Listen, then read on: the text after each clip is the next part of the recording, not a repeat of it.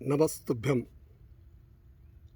Seven wonders of India इस कड़ी में जो भारत वैभव में मैंने इनका विशद वर्णन किया है, आज ताजमहल के बारे में आपको कुछ जानकारियाँ प्रस्तुत करूँगा।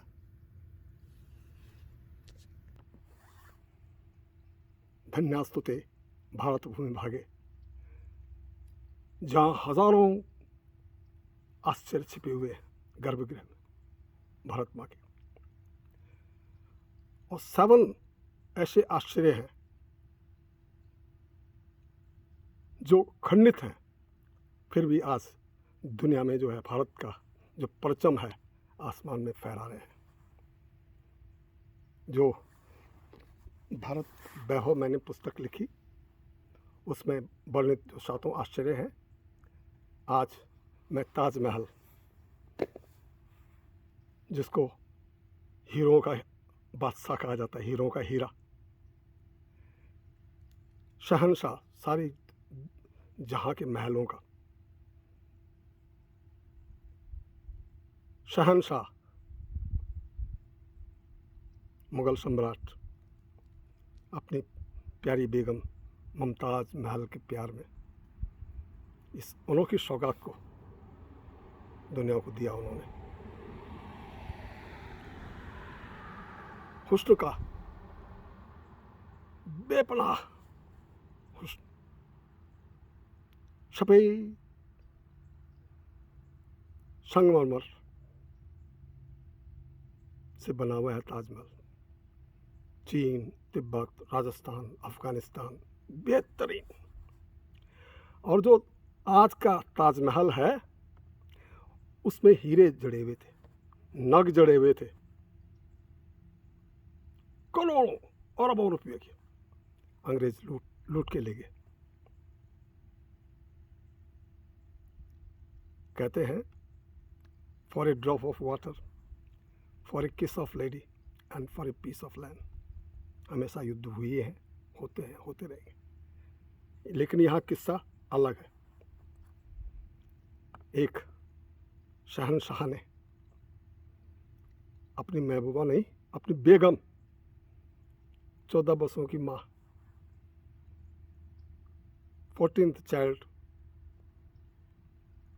को गर्भ देते, जिस समय प्रसव हो रहा था उसी समय उनका निधन हो गया था, और उसकी याद में उसने 22 ईयर्स में 20,000 उच्च कोटि के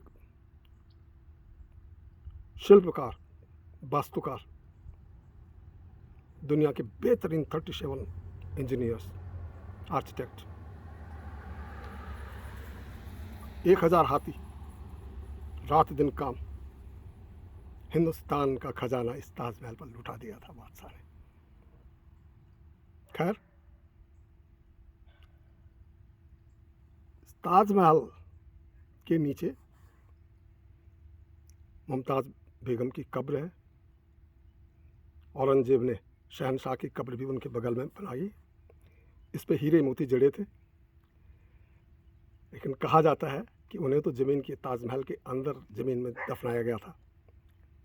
शहंशाह ने शायद अपनी बेगम की मम्मी को बना करके उनकी कब्र में लिटाया हुआ है, ऐसा कहा जाता है।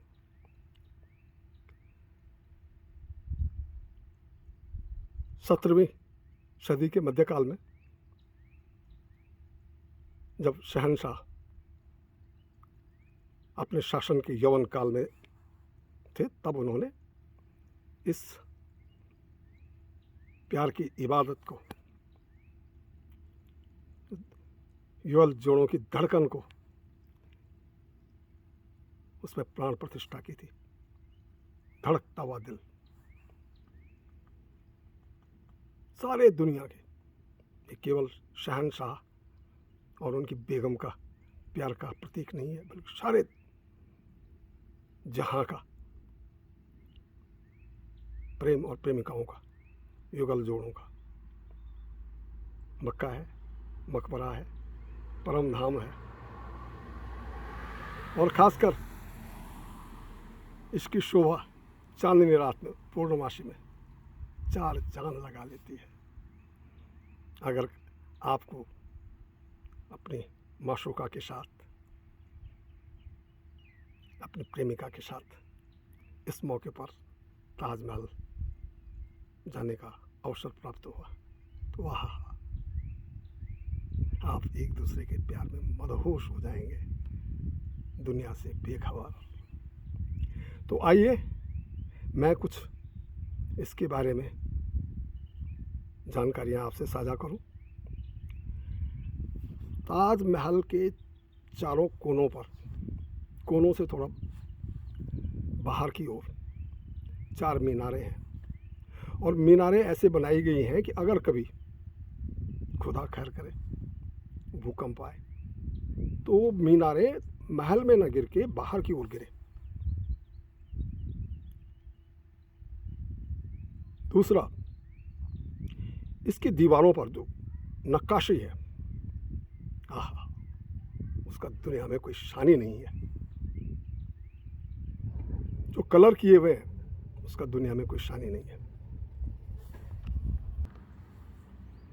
जब ताजमहल अपने यौवन पे था, असली रूप में था, हीरे, पन्ने, मोती और अनेक बहुमूल्य नग जड़े हुए थे। लेकिन अंग्रेज लूटा, सारा हीरे पन्ने निकाल दिए। लेकिन धन्य है हमारे वो शिल्पी, इतना कुछ होने के बावजूद भी जो कुछ अभी बचा है उसका दुनिया में कोई सानी नहीं है। And it is not only one of the 7 wonders of India, it is one of the 8 wonders of the world.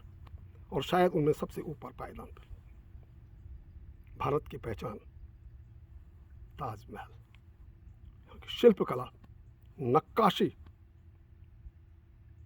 बेजोड़। लेकिन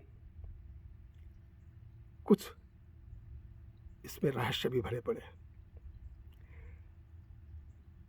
शायद उर्दू या फारसी में महल के दीवारों पर कुछ लिखा हुआ है। आपको सुनकर आश्चर्य होगा, आप गए होंगे, जो साइज अक्षरों का नीचे आपको दिखाई देगा, जब आप ऊपर की तरफ आंख करेंगे तो आपको वही साइज ऊपर भी नजर आएगा। शायद वैज्ञानिक भी इस पहेली को न सुलझा सके। All letters from top to bottom are of same size, जो आपको दिखाई देते हैं। कहते हैं राजस्थान के बेहतरीन संगमरमर के पत्थर, तिब्बत, चीन, अफगान, दुनिया के सर्वश्रेष्ठ शिल्पी इस काम में लगे थे। किंवदंती है कि जो मुख्य शिल्पी थे उनके हाथ बादशाह ने कटवा दिए थे, इस डर से कि कहीं दुनिया में वह पुनः ऐसे ताजमहल बनाने में कामयाब ना हो। खैर, ये सत्य है या किंवदंती है, गॉड नोस। कुछ लोगों का मत है कि ये वास्तव में एक शिव मंदिर था जिसकी कायाकल्प की गई और इसको ताजमहल के रूप में बनाया गया। और इसके एवज में वो कुछ प्रमाण भी प्रस्तुत करते हैं, जैसे बिना जूते पहने भी आप महल के अंदर प्रवेश नहीं कर सकते हैं, बिना जूते उतारने पड़ते हैं, नंगे पैर जाना पड़ता है। कब्रगाह में कोई भी नंगे पैर नहीं जाता है, नंबर 1। नंबर 2, जो इसकी गुम्बद है उस पर अर्धचंद्राकार है, और जो नक्काशी है उस पर ओम शब्द लिखा हुआ है। और नक्काशी के साथ गुम्बद के ऊपर कमल के पुष्प, कमल के फूल, सारे हिंदू धर्म के प्रतीक। इसके साथ ही इसका जो तहखाना है बहुत रहस्यमयी है। नोबडी नोस कितने नीचे है, कितने आगे है, कितने पीछे है। और साथ में आपको दिखाई देंगे कुछ कमरे हैं जो कभी खोले ही नहीं गए। क्या रहस्य भरा हुआ है, आई डोंट नो। बहरहाल सारी दुनिया के लाखों लोग हमारे इस ताज के दीदार करने के लिए आगरा पहुंचते हैं और इसके दीदार करके अपने प्यार के सरोवर में डुबकियां लगाने लगते हैं। आइए मैं पुनः अपनी पुस्तक में वर्णित किसी अन्य आश्चर्य के बारे में आपसे रूबरू होऊंगा। तब तक के लिए अलविदा, नमस्तुभ्यम।